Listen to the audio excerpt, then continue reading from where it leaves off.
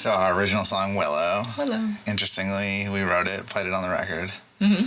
Hadn't played it in 4 or 5 years. A while. And one of our regulars to one of our residencies asked that we played it one time. Yep. And our brains were like, yeah, we think we know this song. So we played it. And since then, we've been playing it in most all of our shows. We did really good playing it for not having... We left out one small part. I mean, many small parts. 2 small parts. Some small parts we left out. But we've put them back in now. Now they're back in, and the arrangement is similar to the record. Yeah. Yeah, I like the song, and I'm glad that they brought it up. Yeah. So that we started playing it again. To revisit it, yeah. But also, interestingly, they kind of helped kick off what became 2 weekends ago was a recent gift bombing. Yeah. Gift giving bonanza. Yeah, it was fantastic. We surround a lot of ourselves with stuff that people have given us in our studio. Surround ourselves with a lot of stuff. Yeah. What did I say? I don't know. Blooper. So that's why we're over here today instead of in our normal seats, because we have more. We have some stuff over there. Yeah. But I think we got more stuff over here. It's different stuff over here that we want to call attention to. Yeah, so that weekend was great. We not only, first thing was a dear friend of ours brought to our show a bag of groceries from their garden. Vegetables from their garden. That was really good. Yeah. And we had poblano peppers in that bag, which we turned into chili relleno for the first time ever that we did that, and that was delicious. Quite an interesting recipe. If you like chili relleno, I would say try making it because it's kind of fun. It was fun. Yeah. So we made that a little together. Messy, fun. And then the next gift was the people that requested Willow. And they had been following our chicken saga. Yes, we have a chicken saga. And they brought us an aluminum or a steel chicken shaped lamp that is solar and lights up, and we put it next to the chicken coop. Yeah, and I love it. And the girls, boys, chickens. The girl boys. The chickens. We're not sure which love it yet. Love it. Yeah. They love it. And then to cap the weekend, you want to talk about what this is on your side there? This is a quilt that my stepmom, Karen, made for us. You can't see the fullness of it in all its glory, except you can look on our live stream from 2 weeks ago. And we'll be taking it back there this weekend. So you can check out our live stream. The full thing. I guess it will be today, Sunday. Yes. Yep. And you can see the full thing, but it's got a guitar. Let me see if I can flip it up here so you can see part of it. This is... I'm going to be in the way. This is the guitar.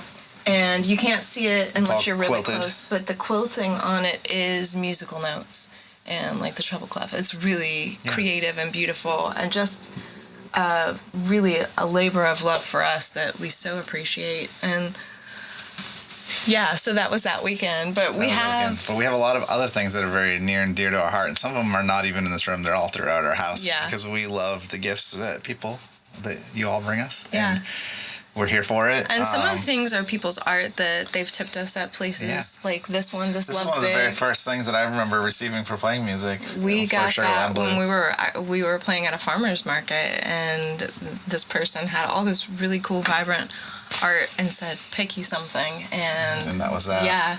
And then we have Tangles here, beautifully done by Steve Murray, along with the carving who over did there. Our carving that you've seen here for many weeks, and it's the carving of the SLB logo, and it has more of our favorite stuff in front of it, so we're not going to knock it over trying to get it out, but that is going to get hung in a very prominent place in our studio.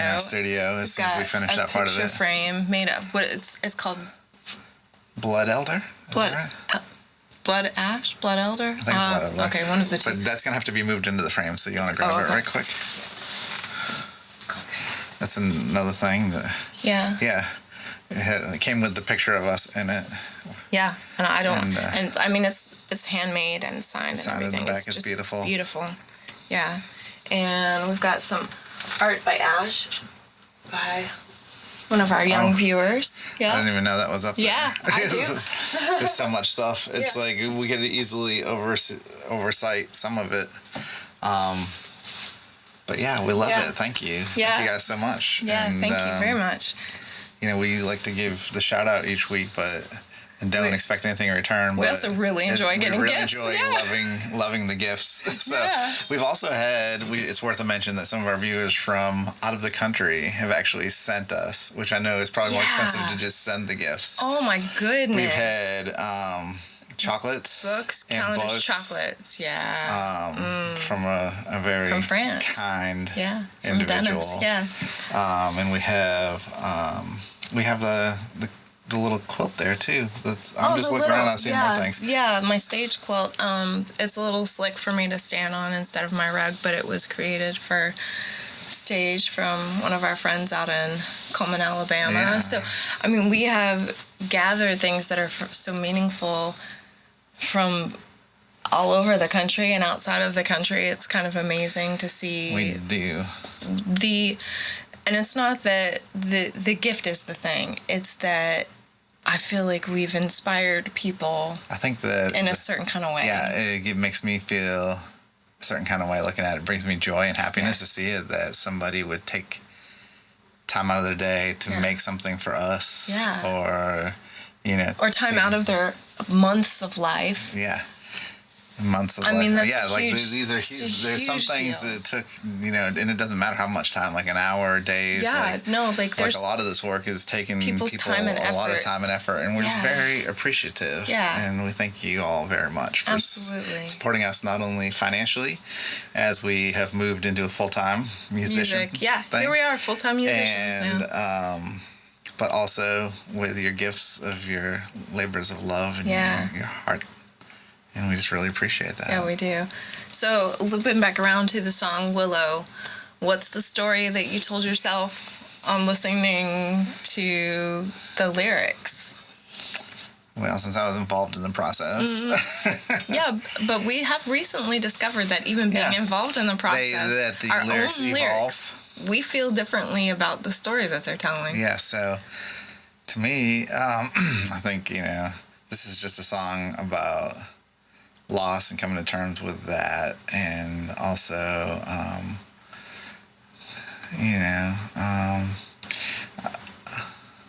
the idea of maybe like coming at it from the person that is either going to pass or has passed and saying, don't spend your time being sad. You don't need to cry for me. It's not that I'm necessarily it doesn't really specify like I'm in a better place or that type of thing. It doesn't give that sentiment, but it does give I think it gives the sentiment of I'm okay here. I'm okay now with what's happening to me or what has happened to me, and that it's enough that put me under the willow, like a beautiful place. Yeah. And then that'll be all the tears that need to get shed for me. Yeah. I think it's a very beautiful sentiment. I feel like since you did most of the lyrics, I can say that. Well, yeah, you can say that. Thanks, man. I don't want to toot my own horn. Toot toot. I think that, and I felt for a long time that life as we know it is the womb of the afterlife. So we can only experience it in the construct that we're in, right? So if we're in a small space, we only know what we know, and I feel like the pain of death is like the pain of birth, and it is a certainty that we will all experience, and it's something that, for me, should I pass, I don't want it to be, though it's an end of a piece of myself, I wouldn't want that to be the end of someone else you either. Right. Yeah, so it's not so much because everybody, please grieve, we must grieve our losses, and it's not don't cry, it's just I believe that the end here is the beginning elsewhere, and the verses of the song quote childhood prayers. So now I lay me down to sleep. I pray the Lord of my soul to keep. But it's the play on that. I pray the Lord your soul to keep, because I'm already kept. And I've been guided through the night. So there was a prayer that my sister said that it was guard and guide me through the night and wake me with the morning's light. So the lyric, we kind of adjusted it to fit into the space of the song. So it's I've been guided through the night, which is life.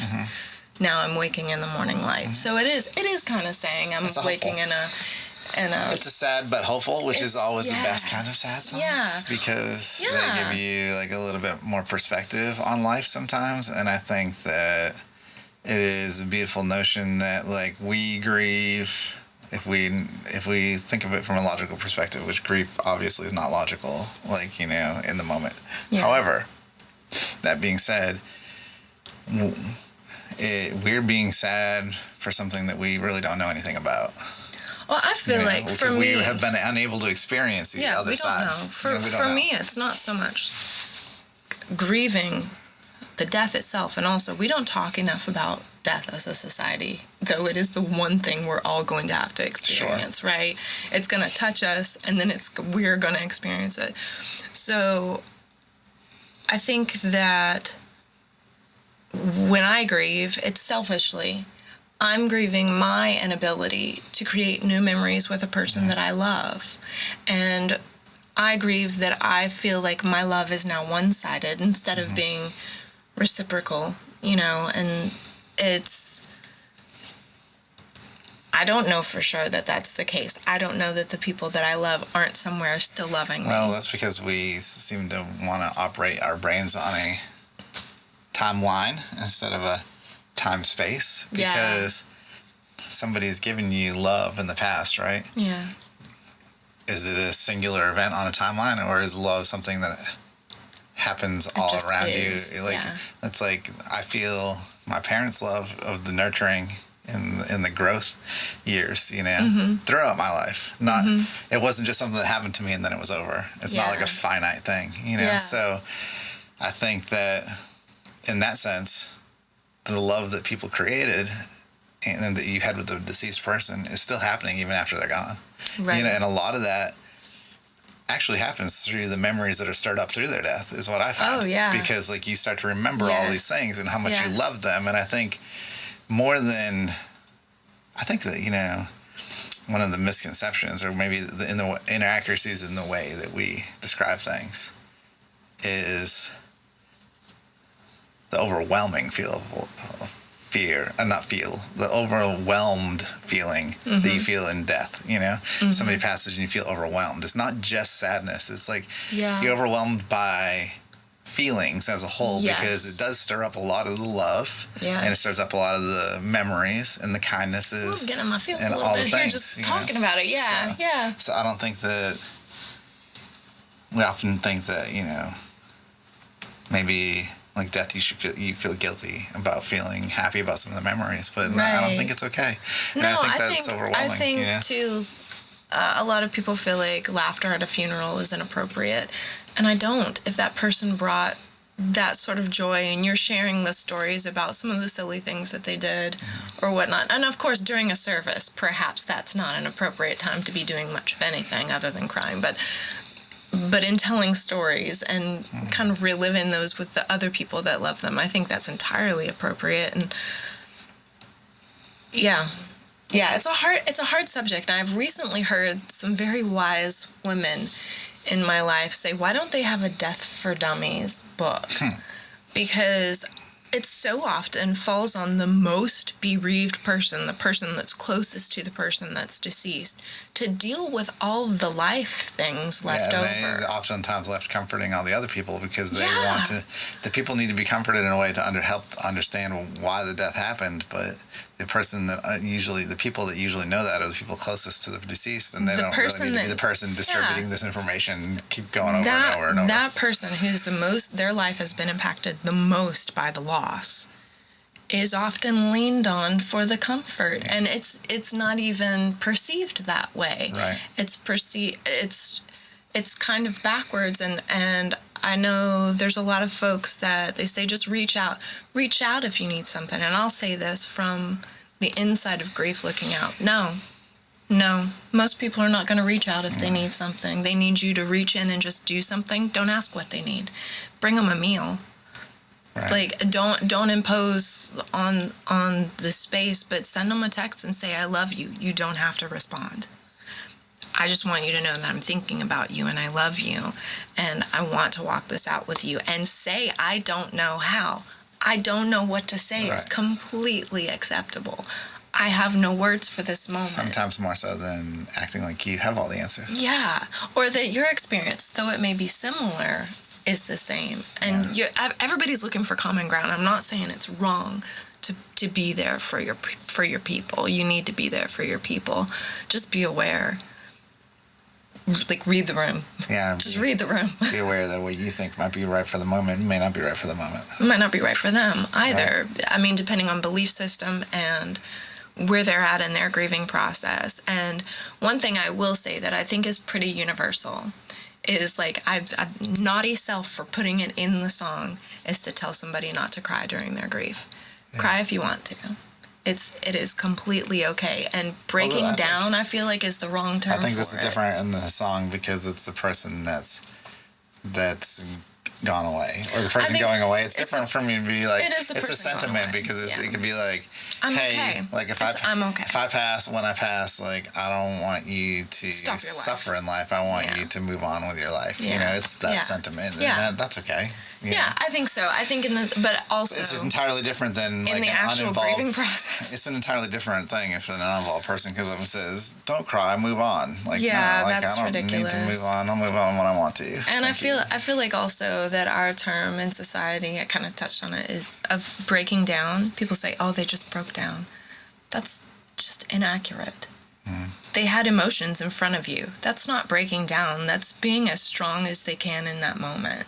And I think it's a beautiful expression of the love that they are carrying. And sometimes that love just feels heavy when your person isn't there to receive it. Absolutely. So, no, we've gone through the song story. We've gone through show and tell. We do have extensions of chicken stories, but we're going to tell them to our folks at our shows this weekend first. So we'll have more stories. The barnyard stories increased in size and then decreased shortly afterwards. Yeah. And we got stories about that. So if you want to support our chicken funds, you can Venmo sugarlineblue@gmail.com. And put in the memo chicken.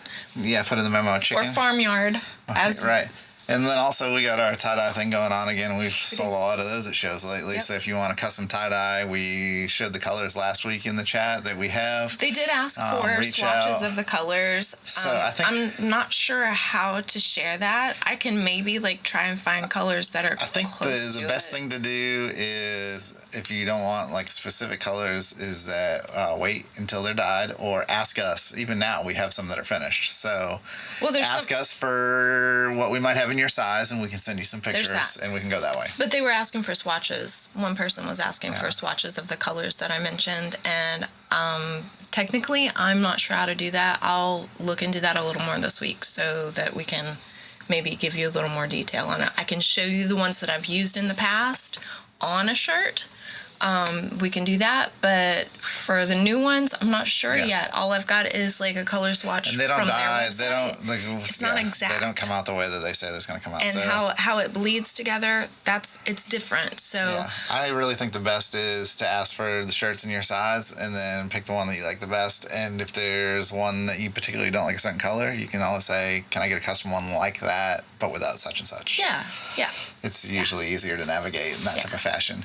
So, with all that said, we'll see you next week. Have a great week.